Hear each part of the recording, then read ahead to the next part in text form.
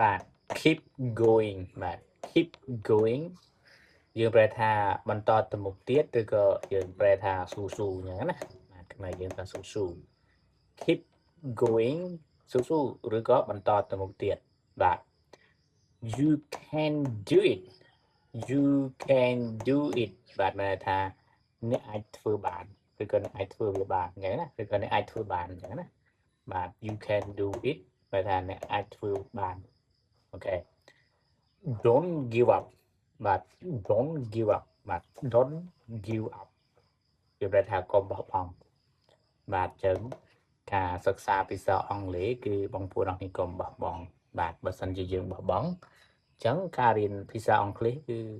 អត់ចេះទេបងប្អូនណាបាទអត់ចេះតែម្ដងអញ្ចឹងយើងនិយាយថា don't give up បានន័យថាកុំបោះបង់អូខេអូខេបន្តទៀត I believe in you I believe in you បាទ I believe in you បាទថាខ្ញុំជឿជាក់លើអ្នកបាទប្រែថាខ្ញុំជឿជាក់លើអ្នក I believe in you បាទប្រែថាខ្ញុំជឿជាក់លើអ្នកបាទបន្តទៀត Hengdia បើយើងអានចូលយើងអានថា Hengdia បាទ Hengdia ឬក៏យើងអានធម្មតា Hang India ប្រែថាកុំទួនបោះបង់ឬក៏យើងអាចប្រែម្យ៉ាងទៀតថា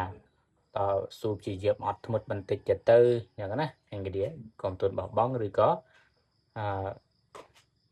ព្យាយាមអត់ធ្មត់បន្តិចបាទអញ្ចឹងគ្រប់យ៉ាងគឺវានឹងល្អប្រសើរអញ្ចឹងណាបងប្អូនបាទ Hengdia គឺកុំទួនបោះបង់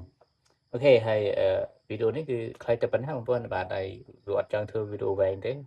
បាទបងប្អូនគ្នាមើលទៅស្រួលឆាប់ចេះបាទយើងរៀនមួយថ្ងៃ3 4ប្រយោគយូរទៅគឺចេះខ្លាំងបងប្អូនណាបាទយូរទៅយើងចេះខ្លាំងដំណង1 2 3 4 5អូខេចឹងណាយើងរៀន5ប្រយោគបាទនៅពេលណាដែលបងប្អូនគ្នារៀនជាប្រយោគអញ្ចេះគឺយើងថាតាមបាទយើងថាតាមបងប្អូនថាតាមយើងថាតាមបើយើងអត់ថាតាមទេយើងគ្រាន់តែបានតែមើលអាហ្នឹងគឺអត់ចេះទេបងប្អូនណាបាទអត់ចេះទេអញ្ចឹងណាបាទ